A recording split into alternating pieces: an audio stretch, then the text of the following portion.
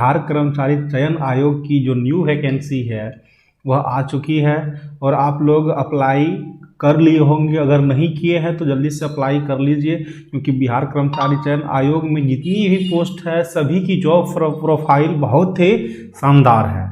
चलिए तो हम लोग बात करेंगे आज की। आज हम लोग बिहार सामान्य ज्ञान टेस्ट 1 से स्टार्टिंग करने वाले हैं, जो कि बिहार एसएससी 10+2 इंटर लेवल का जो एग्ज़ाम होगा उसमें इसकी भूमिका बिहार की एग्ज़ाम है, इसलिए बिहार सामान्य ज्ञान की भूमिका महत्वपूर्ण होगा। तो हम लोग जो है एक नया सीरीज शुरू कर रहे हैं अपने चैनल के माध्यम से, बिल्कुल ही फ्री होगा, बशर्ते आप लोगों को पूरा सपोर्ट करना है, चैनल को सब्सक्राइब करना है और अपने दोस्तों के साथ शेयर करना है, और आपको वीडियो किस प्रकार से लग रहा है ये भी हमें बताना है। चलिए तो हम लोग टेस्ट शुरू करते हैं। तो देखिएगा, यह एक MCQ टाइप की टेस्ट है। आपको इसकी जवाब को जो है क्वेश्चनों जितने भी क्वेश्चन है सबका जवाब कमेंट बॉक्स में कमेंट करके बताना है। तो पहला सवाल देखिएगा, चंपारण सत्याग्रह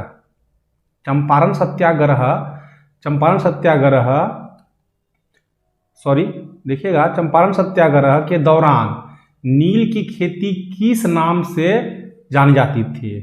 ठीक है, तो जवाब दीजिएगा इसका। ऑप्शन देखिएगा, 1 नंबर में ऑप्शन में है 3 कठिया पद्धति, बी में है रैयतवाड़ी पद्धति, सी में है झूम खेती कृषि और डी में है नीलकारी। जल्दी से इसका जवाब आप कमेंट बॉक्स में कमेंट करके बताइए। तो चलिए हम लोग इसके आंसर पे चलते हैं। राइट क्या होगा इसका आंसर? राइट आंसर है 3 कठिया पद्धति। ठीक है, चंपारण सत्याग्रह के दौरान नील की खेती जो नाम से पहचानी जाती है वह क्या है? 3 कठिया पद्धति। 3 कठिया पद्धति से पहचानी जाती है। चलिए नेक्स्ट प्रश्न में चलेंगे। नेक्स्ट है, निम्नलिखित में से कौन सा समाचार पत्र पटना से प्रकाशित होता था? बताना है आपको इसमें से कौन सा समाचार पत्र है जो कि पटना से प्रकाशित होता था। ऑप्शन ए में है भारतीय राष्ट्र, पंजाब केसरी, प्रभाकर, डॉन। जल्दी से जवाब कमेंट बॉक्स में कमेंट करके बताइएगा। चलिए आंसर पे चलते हैं। आंसर इसका राइट आंसर हो जाएगा भारतीय राष्ट्र।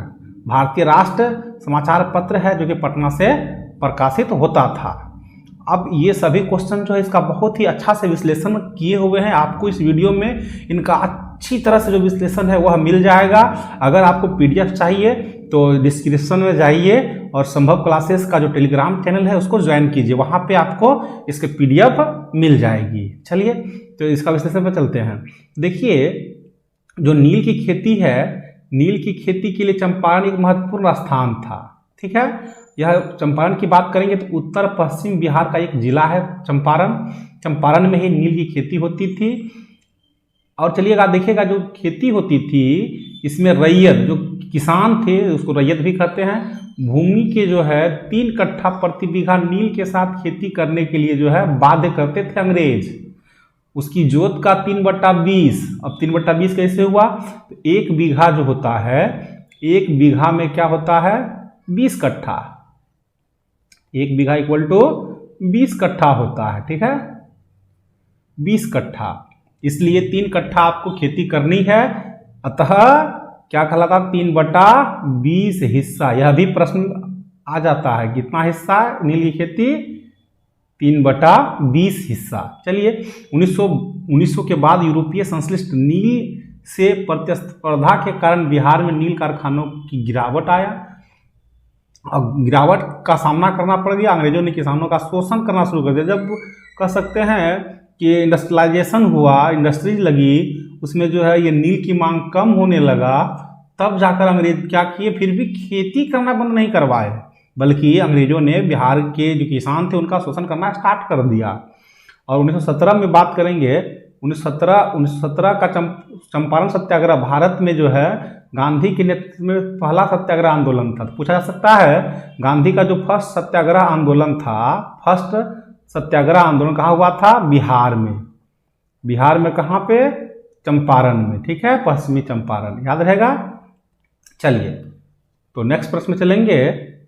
नेक्स्ट का विश्लेषण देख लेते हैं। ये कौन सा समाचार पत्र था जो पटना से प्रकाशित होता था? यह है आपका भारतीय राष्ट्र। तो देखिएगा, पटना बिहार से प्रकाशित होने वाला एक स्वतंत्र राष्ट्रवादी दैनिक समाचार पत्र था ये।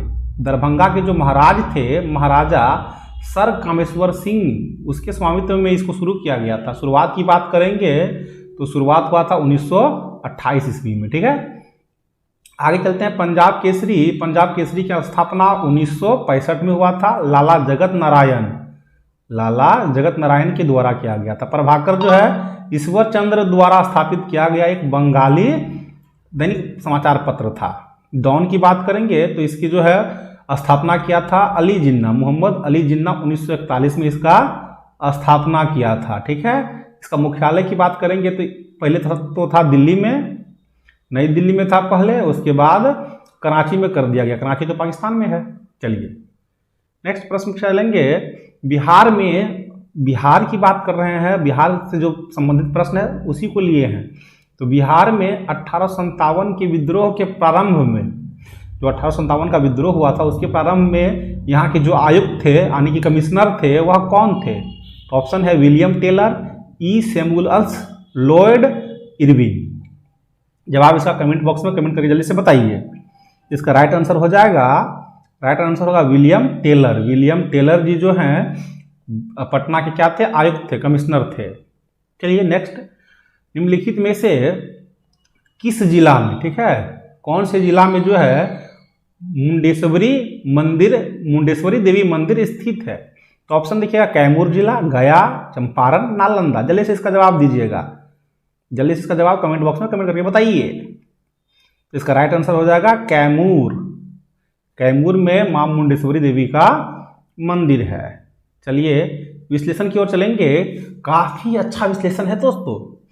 बिहार में 1857 ईस्वी के विद्रोह के प्रारंभ में पटना का कमिश्नर आयुक्त कौन था? तो बता ही दिए थे, विलियम टेलर जी थे। विलियम टेलर का जो है कार्यकाल की बात करेंगे तो 1808 से 1892 ईस्वी तक ईस्ट इंडिया कंपनी के तहत एक सिविल सेवक के रूप में ये आए थे, और 1829 से 1867 तक जो है ये भारत में रहे थे। बात करेंगे 1855 में पटना के कमिश्नर बने और 57 में क्या हो गए? विद्रोह में शामिल हो गया। चलिए मुंडेश्वरी मंदिर की बात कर रहे थे, मां मुंडेश्वरी मंदिर। तो मां मुंडेश्वरी मंदिर कहाँ था? कैमूर में। देखिए मां मुंडेश्वरी देवी मंदिर भगवान शिव और शक्ति को समर्पित है। ये किसको? शिव और शक्ति का प्रतीक है, उसी के लिए समर्पित है ये मुंडेश्वरी मंदिर। कैमूर जिले में जो है ये 608 फीट की ऊंचाई पर मुंडेश्वरी पहाड़ियों में ये स्थित मंदिर है। इस मंदिर की बात करेंगे तो इसमें है गणेश जी, सूर्य देवता, विष्णु भगवान, ये सभी इसमें विद्वान है। मंदिर को जो है दुनिया का सबसे पुराना कार्यात्मक मंदिर भी माना गया है, क्योंकि यहाँ बिना किसी रुकावट के अनुष्ठान किए जाते हैं। कोई भी आपको रुकावट नहीं डालेंगे। मुंडेश्वरी मंदिर वास्तुकला की नागर शैली, किस शैली में बनाया गया है? ये नागर शैली की प्रतिरूप है। चलिए इसमें जो है पंचमुखी शिवलिंग का भी निर्माण एक विशेष पत्थर से किया गया है। पंचमुखी शिवलिंग का निर्माण किया गया एक विशेष पत्थर से, जो सूर्य और पत्थर की स्थिति के साथ साथ ये अपना रंग बदलते रहता है। बाकी आप PDF में पढ़ लीजिए, पूरा डिटेल है। चलिए आगे चलते हैं नेक्स्ट प्रश्न पे। तो नेक्स्ट प्रश्न है, बिहार का प्रथम मुस्लिम विजेता कौन था? बिहार का जो प्रथम मुस्लिम विजेता कौन थे? तो इसका आंसर होगा आंसर में सॉरी, चलिए कमेंट में इसका जवाब दीजिएगा। मलिक इब्राहिम, इल्तुतमिश, बख्तियार खिलजी, कुतुबुद्दीन ऐबक। जल्दी से जवाब दीजिएगा। इसका राइट आंसर हो जाएगा बख्तियार खिलजी। बख्तियार खिलजी ही जो है बिहार के मुस्लिम विजेता। चलिए नेक्स्ट प्रश्न, बिहार की जो है बिहार का सबसे पुराना गिरजाघर कौन सा है? ऑप्शन पादरी की हवेली, ल्यूक चर्च, स्टीफेन चर्च, उपयुक्त में से एक से अधिक। जल्दी से जवाब दीजिए कमेंट बॉक्स में। चलिए इसका राइट आंसर हो जाएगा पादरी की हवेली। अगर आप जवाब नहीं दे पा रहे हैं तो वीडियो को रोक लीजिए, आराम से जवाब दीजिए और अपने आप को आंकिए कि हमारा कितना आंसर राइट जा रहा है, कितने मार्क्स हमें आ रहे हैं। नेक्स्ट पे चलेंगे इसका विश्लेषण पे। तो क्या था? बिहार का प्रथम मुस्लिम विजेता, बिहार का प्रथम मुस्लिम विजेता बख्तियार खिलजी जी थे। बिहार का प्रथम मुस्लिम विजेता मोहम्मद बिन बख्तियार खिलजी था। तुगलक और फिर मुगलों ने खिलजी का अनुसरण किया। बख्तियार खिलजी एक तुर्क अफगान सैन्य जनरल था। बिहार और बंगाल क्षेत्र की मुस्लिम विजय का नेता भी ये था। खुद को जो है क्या किया था, उनके शासन के रूप में स्थापित किया था। 1200 में जो है 1200 ईस्वी में बिहार पर कब्जा किया, दिल्ली के दरबार में एक राजनीतिक पद को सुरक्षित करवा लिया। उसी वर्ष उसने बंगाल पर भी अधिकार कर लिया। इन्होंने जो है बौद्ध भिक्षुओं को क्या किया, हत्या करवा दिया। बौद्ध परंपरा और उच्च शिक्षा संस्थानों को बहुत ही नुकसान पहुंचाया। बहुत ही वाहियात किस्म के व्यक्ति थे ये। चलिए नेक्स्ट, बिहार का सबसे पुराना गिरजाघर कौन सा था, तो ये पादरी की हवेली है। बिहार का सबसे पुराना गिरजाघर पादरी की हवेली। पादरी की हवेली पटना में स्थित है। कहाँ पे है पादरी की हवेली, पटना में। पादरी की हवेली का दूसरा नाम जो है ब्लेस्ड वर्जिन मैरी का दर्शन है। रोमन कैथोलिकों ने प्रथम बार 1713 ईस्वी में पटना में इस गिरजाघर का निर्माण किया था। एक विनीसियन वास्तुकार टेरेटो ने 1772 ईस्वी में मौजूदा गिरजाघर को फिर से क्या किया, डिजाइन किया। और 1763 ईस्वी में नवाब मीर कासिम 1857 ईस्वी में स्वतंत्रता के पहले युद्ध सहित कई मामलों को सहन ये किया। ल्यूक चर्च की बात करेंगे, दानापुर छावनी में पटना गांधी मैदान से लगभग 12 किलोमीटर की दूर ब्रिटिश सैनिकों द्वारा 1830 ईस्वी में ल्यूक चर्च का निर्माण करवाया गया। और स्टेफन चर्च यह भी पटना में ही स्थित है। चलिए नेक्स्ट प्रश्न है, तैयार हो जाइएगा। बिहार में मानसून के दौरान वर्षा किस कारण से होती है। बिहार में मानसून के दौरान वर्षा किस कारण से होती है। ये है ऑप्शन ए पूर्वी मानसून, दक्षिणी मानसून, दक्षिण पूर्व मानसून, सॉरी दक्षिण पश्चिम मानसून, उपरोक्त में से एक से अधिक। जल्दी से जवाब दीजिएगा कमेंट में। चलिए इसका राइट आंसर क्या हो जाएगा, दक्षिण पश्चिम मानसून, दक्षिण पश्चिम मानसून। ठीक है नेक्स्ट, निम्नलिखित में से कौन सी बिहार राज्य की दूसरी सबसे लंबी नदी है। पहली नदी तो आपको पता है, गंगा बिहार की सबसे लंबी नदी है, बिहार के बाद की। चलते हैं नेक्स्ट नहीं सॉरी, बताना है जवाब आपको कमेंट में, कमेंट बॉक्स में कमेंट करके। बागमती, महानंदा, गोदावरी, कौन सा होगा इसका राइट आंसर। चलिए कमेंट में बताइए, इसका राइट आंसर हो जाएगा बागमती। बागमती क्या है, बिहार राज्य की दूसरी सबसे लंबी नदी है। विश्लेषण की ओर चलेंगे तो देखिए क्या था, बिहार में मानसून के दौरान वर्षा किसके कारण से होता है। जवाब क्या था आपका, दक्षिण पश्चिम मानसून। दक्षिण पश्चिम मानसून के कारण ही, दक्षिण पश्चिम मानसून के कारण ही क्या था, बिहार में मानसून के दौरान वर्षा होती है। जून में बारिश का मौसम होता है और सितंबर तक बारिश का मौसम अभी चल रहा है। पूर्वी भाग में मानसूनी हवाओं की शुरुआत 8 जून से 15 जून होती है। ठीक है, पश्चिमी भाग में 15 जून में होती है। और भी कई सारे इंपॉर्टेंट प्रश्न है, इसमें फैक्ट दिए गए हैं, आप लोग जो इसको अच्छी तरह से रीड मार लीजिएगा। चलिए नेक्स्ट क्या था, बिहार राज्य की दूसरी सबसे लंबी नदी बागमती। बागमती देखिए यह नेपाल में पहाड़ियों की शिवपुरी श्रेणी से निकलती है। कहाँ से निकलती है, शिवपुरी श्रेणी से ये निकलती है। अंततः भारतीय राज्य बिहार में गिरती है। बिहार में भारतीय क्षेत्र में सीतामढ़ी जिला, कहाँ, सीतामढ़ी जिला, बागमती। ठीक है, सोबरटिया गांव में डेंग रेलवे स्टेशन से लगभग 2.5 किलोमीटर उत्तर प्रवेश करती है। बागमती बिहार राज्य की दूसरी सबसे लंबी नदी है। इसे हिंदू और बौद्ध दोनों ही पवित्रतम मानते हैं इसको, मतलब हिंदू भी पवित्र मानते हैं और बौद्ध भी पवित्र मानते हैं। बागमती का महत्व इस बात में है, भी निहित है कि इस पवित्र नदी के किनारे हिंदुओं का अंतिम संस्कार किया जाता है और इसके किनारे पहाड़ियों में किरंतों को दफनाया जाता है। चलिए गंगा की बात करते हैं। गंगा, महानंदा, सोन। गंगा एशिया की जो है एक सीमा पारिक नदी है जो भारत और बांग्लादेश से होकर बहती है। इसकी लंबाई बात करेंगे 2525। नदी भारतीय राज्य उत्तराखंड में पश्चिमी हिमालय से निकलती है। कहाँ से निकलती है, पश्चिमी हिमालय से निकलती है और दक्षिण और पूर्व उत्तर भारत के गंगा के मैदान के माध्यम से बांग्लादेश में बहती है, जहाँ यह बंगाल की खाड़ी में मिल जाती है। बहाव के हिसाब से पृथ्वी की तीसरी सबसे बड़ी नदी है। बहाव की बात करेंगे, बहाव के हिसाब से क्या है, पृथ्वी की तीसरी सबसे बड़ी नदी है। भागीरथी और अलकनंदा नदियों के संगम पर यह शुरू होता है। भागीरथी को हिंदू संस्कृति और पौराणिक कथाओं में स्रोत माना जाता है। मतलब भागीरथी ही जो है गंगा नदी को धरती पर लाए, ऐसा शास्त्रों में कहा गया है। चलते हैं। पटना बिहार में पत्थर की मस्जिद का निर्माण किसने करवाया था? पटना बिहार में पत्थर की मस्जिद का निर्माण किसने करवाया था?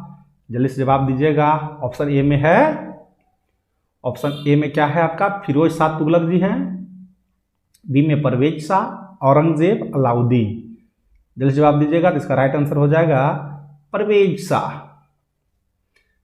नेक्स्ट, किस राज्य ने 2011 की जनगणना के अनुसार सबसे कम साक्षरता दर प्राप्त किया है?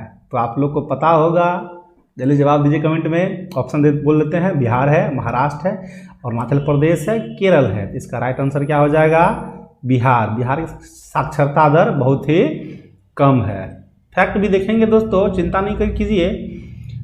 कई सारे इसमें जो भी पॉइंट बन सकते थे, सारे पॉइंटों को हमने नोट डाउन करवाया है। चलिए, पटना बिहार में पत्थर मस्जिद का निर्माण कौन था?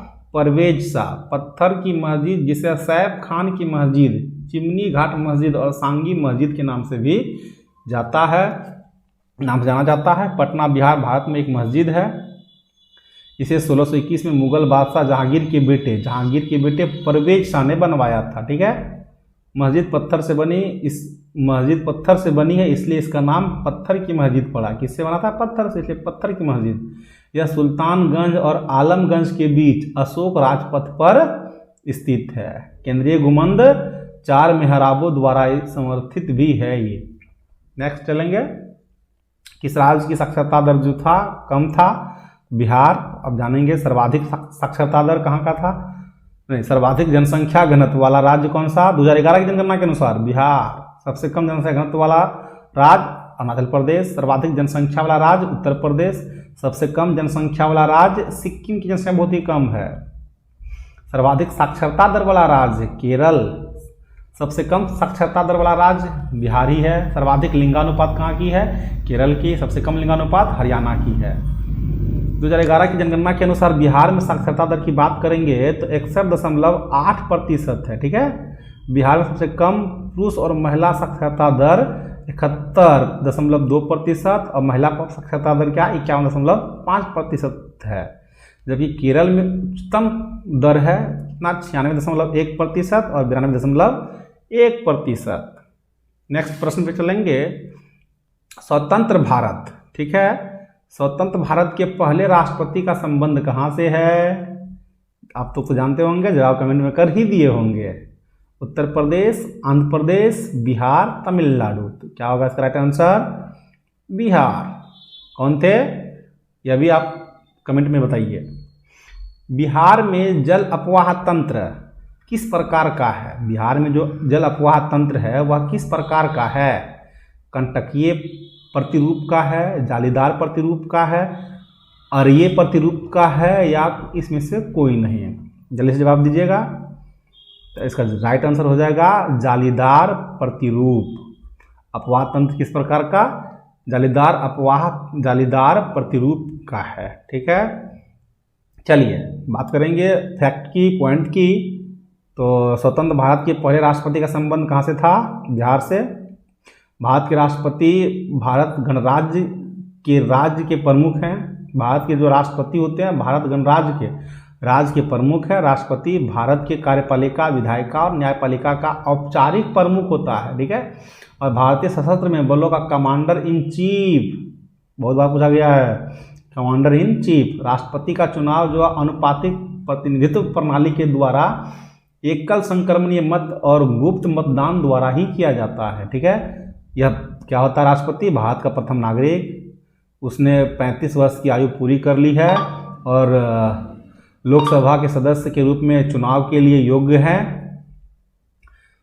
इस प्रकार से आप उसको राष्ट्रपति बना सकते हैं। चलिए नेक्स्ट क्या था? बिहार में जल अपवाह तंत्र किस प्रकार का था? तो जालीदार बताया गया था। बिहार का जल अपवाह प्रतिरूप अपनी भौतिक स्थिति के कारण जालीनुमा और दुर्माकृतिक है, इसलिए विकल्प 2 आपका क्या हो जाएगा? सही हो जाएगा। देखिए यह एक आयताकार प्रतिरूप है जिसमें कि दो कोनों पर समानात्मक नियंत्रक है, ठीक है, एक दूसरे के समांतर ये बहती है और ये केंद्रीय बिंदु से दूर बहने वाली नदियां बहती है, ठीक है। चलिए, अमरकंटक पहाड़ी से निकलने वाली नर्मदा, सोन और महानदी जैसी नदियां विभिन्न दिशाओं में बहती है और प्रतिरूप के अच्छे उदाहरण है। नेक्स्ट प्रश्न में चलेंगे। नेक्स्ट है, निम्नलिखित में से कौन सा नृत्य भारतीय राज्य बिहार और झारखंड का लोक नृत्य है? जल्दी दीजिएगा। लावनी, घूमर, डोमकच, डोलू कुनीथा, कौन सा जो है बिहार और झारखंड का लोक नृत्य है? जल्दी से जवाब दीजिएगा। तो राइट आंसर हो जाएगा डोमकच। डोमकच क्या है? बिहार की और झारखंड की लोक नृत्य है, ठीक है। नेक्स्ट है, बिहार प्रांतीय किसान सभा BPKS का गठन किसने किया था? ऑप्शन है सहजानंद सरस्वती, श्री कृष्ण सिन्हा, राजेंद्र प्रसाद और अनुग्रह नारायण सिन्हा। कौन है इसमें? जल्दी जवाब दीजिएगा।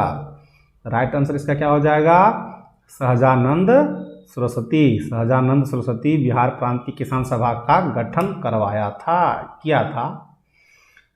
अब देखिए इसका जो मेन पॉइंट है, पॉइंटों पे बात करेंगे तो बिहार और झारखंड का लोक नृत्य क्या था? डोमकच। डोमकच बिहार और झारखंड का राज्यों के प्रचलित एवं पारंपरिक लोक नृत्य है। यह आमतौर पर शादियों और अन्य उत्सव के अवसरों पर यह किया जाता है, जिसमें केवल महिलाएं ही भाग लेती है। नृत्य के साथ अक्सर प्रेम, वीरता और सामाजिक मुद्दों की कहानियां सुनाने वाले गाने होते हैं। यह इन क्षेत्रों की सांस्कृतिक अभिव्यक्ति में महत्वपूर्ण भूमिका भी निभाती है। लावनी कहाँ की है? महाराष्ट्र राज्य की, ठीक है, लावनी महाराष्ट्र की। अब घूमर की बात करेंगे तो ये कहाँ की है? राजस्थान की। डोलू कुनीथा कर्नाटक की, ठीक है। प्रांतीय किसान सभा का गठन किसके द्वारा किया गया था? सहजानंद सरस्वती के द्वारा। 1922 में पहली बार किसान सभा का गठन मुंगेर में मोहम्मद जुबेर और श्री कृष्ण द्वारा ये करवाया गया था। और 1929 ईस्वी में क्या हुआ था? बिहार प्रांतीय किसान सभा BPKS का गठन स्वामी सहजानंद सरस्वती के द्वारा सोनपुर में किया गया था। 36 में जो है अखिल भारतीय किसान सभा का गठन लखनऊ में हुआ था। NG रंगा अखिल भारतीय किसान सभा के क्या थे? सचिव थे। स्वामी सहजानंद सरस्वती को जो है अध्यक्ष के रूप में नियुक्त किया गया था। राजेंद्र प्रसाद की नेतृत्व में किसान की स्थिति का अध्ययन करने के लिए एक समिति का भी गठन हुआ था। नेक्स्ट, किस नृत्य को अहिराई नृत्य भी कहा जाता है? बताइएगा। बिरहा, दादर, कलसा, मटकी। जैसे जवाब दीजिएगा। इसका राइट आंसर हो जाएगा बिरहा। नेक्स्ट, प्रथम बौद्ध संगीति का आयोजन कहाँ हुआ था? ऑप्शन ए में है राजगृह, अमरावती,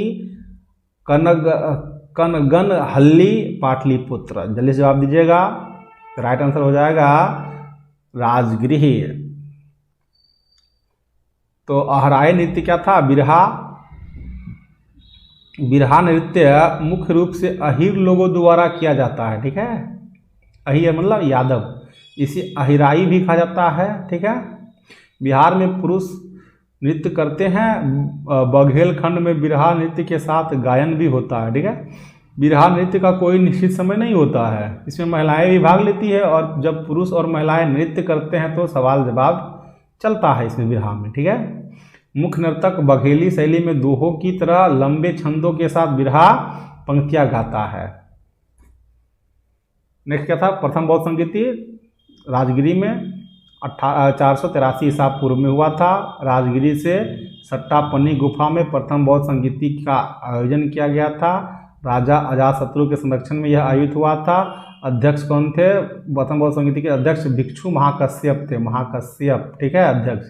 प्रथम बौद्ध संगीति का उद्देश्य बुद्ध की शिक्षाओं यानी कि सूत्र और भिक्षुओं यानी कि विनय के लिए मठवासी अनुशासन और निर्देशों को संरक्षित करना था। द्वितीय बौद्ध संगीति की बात करेंगे तो लगभग जो है 383 ईसा पूर्व में आयोजित किया गया था। किसके काल में? कालाशोक के काल में आयोजित किया गया था। तृतीय बौद्ध संगीति की अशोक के संरक्षण में पाटलिपुत्र में ये आयोजित हुए थे। इसमें क्या कौन थे अध्यक्ष?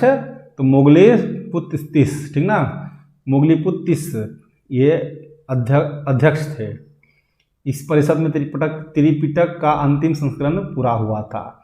चतुर्थ बौद्ध संगीत की बात करेंगे तो यह कश्मीर में कनिष्क द्वारा वसुमित्र की अध्यक्षता में, ठीक है, किया गया था। इस परिषद में अश्वघोष ने भाग लिया था और इस परिषद के दौरान बौद्ध धर्म का नया स्कूल महायान बौद्ध धर्म अस्तित्व में आया। बुद्ध द्वारा प्रचारित और अशोक द्वारा प्रचारित बौद्ध धर्म को ही हीनयान के नाम से जाना जाता है। तो प्रथम बौद्ध संगीति कब आयोजित किया गया था? 483 ईसा पूर्व में। कहाँ पे? राजगिरी में प्रथम हुआ था, राजगिरी। चलिए एक बार रिपीट कर लीजिएगा, प्रथम कहाँ हुआ था? राजगिरी में, ठीक है, राजगिरी। और दूसरा कहाँ हुआ था? सेकेंड दूसरा हुआ था आपका वैशाली में, वैशाली।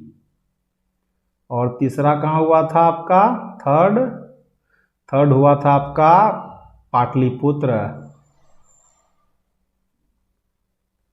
और फोर्थ कहाँ हुआ था? फोर्थ हुआ था कश्मीर। चलिए नेक्स्ट में चलेंगे। बिहार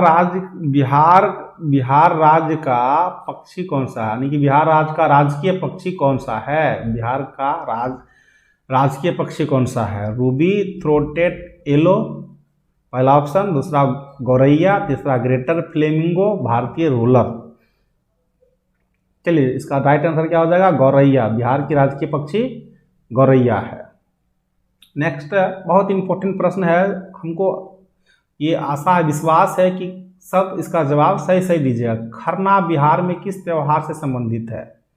पहला है देखिए जितिया, तीज, छठ, भैया दूज। किस मतलब कि खरना किस त्योहार से संबंधित है? जल्दी से जवाब दीजिएगा। क्या से खरना संबंधित है? छठ पूजा से। नेक्स्ट, तो गौरैया का वैज्ञानिक नाम क्या था? Passer domesticus. राजकीय पक्षी होगा, सॉरी, राजकीय पक्षी गौरैया। राजकीय पुष्प क्या है? कचनार। राजकीय वृक्ष पीपल का वृक्ष। राज का फल आम। हर साल जो है 22 मार्च को जो है बिहार स्थापना दिवस मनाया जाता है। बिहार के जीआई टैग वाला कौन कौन है? देखिए भागलपुरी जर्दालू में आम, भागलपुरी का जर्दालू आम है। कतरनी चावल, मगही पान, मुजफ्फरपुर की शाही लीची को जो है जीआई टैग मिला है। हस्तशिल्प उत्पाद में मधुबनी पेंटिंग को, बिहार के पीपल खटवा कार्य को, बिहार की सुजनी कढ़ाई कार्य को, बिहार की सिक्की घास को, भागलपुर सिल्क को, बिहार के सिक्की घास उत्पाद को, खाद्य उत्पाद में सिलाव को जीआई टैग मिला है। खरना के बारे में बात कर रहे थे, तो खरना छठ पूजा इसके बारे में जानते ही होंगे अच्छी तरह से। नेक्स्ट चलिए, बिहार का दक्षिणी पठार क्षेत्र निम्नलिखित में से किस कठोर चट्टान से नहीं बना है? Granite, gneiss, schist, basalt. किन से नहीं बना? जल्दी से इसका जवाब कमेंट में कीजिएगा। इसका राइट आंसर बेसाल्ट होगा। चलिए नेक्स्ट एवं लास्ट, बिहार की प्रमुख खाद्यान्न फसलें कौन कौन से हैं? चावल, गेहूं और मक्का, गन्ना, चाय और जौ, मूंगफली, कॉफ़ी और गेहूं। इनमें से कोई नहीं। जल्दी से इसका जवाब दीजिएगा। बिहार की प्रमुख खाद्यान्न फसल कौन सा है? इसका राइट आंसर हो जाएगा चावल, गेहूं और मक्का। चावल, गेहूं और मक्का। चलिए, बिहार का दक्षिणी पठार के बारे में बात कर रहे थे, तो बेसाल से ये नहीं बना है। बिहार का भौगोलिक विभाजन के बारे में बात करेंगे तो यह मुख्य रूप से 3 भौतिक इकाइयों में बटा हुआ है। विभाजन भौतिक और संरचनात्मक स्थिति के आधार पर ही किया जाता है। शिवालिक श्रेणी की बात करेंगे, शिवालिक रेंज बिहार को पश्चिमी चंपारण जिले उत्तरी भाग से 32 किलोमीटर लंबे और 6 से 8 किलोमीटर चौड़े क्षेत्र में फैलती है और इसे भिन्नता के आधार पर 3 भागों में विभाजित किया गया है। पहला क्या था? रामनगर दून, सोमेश्वर रेंज, हरहा घाटी। बिहार का जो मैदान है, बिहार का मैदान उत्तरी पर्वतों और दक्षिणी पठारी क्षेत्र के बीच स्थित है और जो उत्तर और दक्षिण में 150 मीटर समोच्च रेखा से घिरा हुआ। दक्षिणी पठार की बात करेंगे तो दक्षिणी पठार जो है पठारी क्षेत्र पश्चिम में कैमूर जिला और पूर्व में बांका जिला के बीच में है दक्षिणी पठारी। यह गनीस शिस्ट और ग्रेनाइट जैसी कठोर चट्टानों से बना हुआ है। किनसे? गनीस्ट, शिस्ट और ग्रेनाइट से। दक्षिणी पठार क्षेत्र में कई संकाकार पहाड़ियां हैं जो प्रेतशील, रामशिला और जेथियन पहाड़ी जैसी बाथोलिम से बनी है। ठीक है। बिहार की प्रमुख खाद्यान्न फसलें क्या था? चावल, गेहूं और मक्का। बिहार भारत के पूर्वी भाग 83 डिग्री 30 मिनट से 88 डिग्री देशांतर के बीच में स्थित है। ये उत्तर में नेपाल, पूर्व में इसका चौहद्दी के बारे में बात कर लेते हैं, पूर्व में पश्चिम बंगाल, उत्तर और दक्षिण में झारखंड से ये घिरा हुआ है। इसकी 76% आबादी कृषि गतिविधियों में ही लगी रहती है। कुल क्षेत्र कितना है? 93.60 लाख हेक्टेयर। शुद्ध खेती के लिए क्षेत्र कितना है? 56.03 लाख हेक्टेयर। सकल खेती क्षेत्र 79.46 लाख हेक्टेयर। प्रमुख खाद्यान्न फसलें क्या था? धान, गेहूं, मक्का और दालें। मुख्य नकदी फसल क्या है? गन्ना, आलू, तंबाकू, तिलहन, प्याज, मिर्च और जूट। सब्जियों का तीसरा सबसे बड़ा, फलों का चौथा सबसे बड़ा उत्पादक राज्य है। यह भारत में लीची, मखाना, अमरूद, भिंडी का सबसे बड़ा कह सकते हैं राज्य है। इसमें लगभग हम लोग 100+ प्रश्नों की बात किए हुए हैं। अगर आप लोग इसी प्रकार के से सीरीज को कंटिन्यू रखना चाहते हैं तो आप लोग अपने दोस्तों के साथ शेयर कीजिए, कमेंट कीजिए, लाइक और सब्सक्राइब जरूर कीजिए और हमें बताइए कमेंट करके आपको वीडियो कैसा लगा। Thank you for watching this video.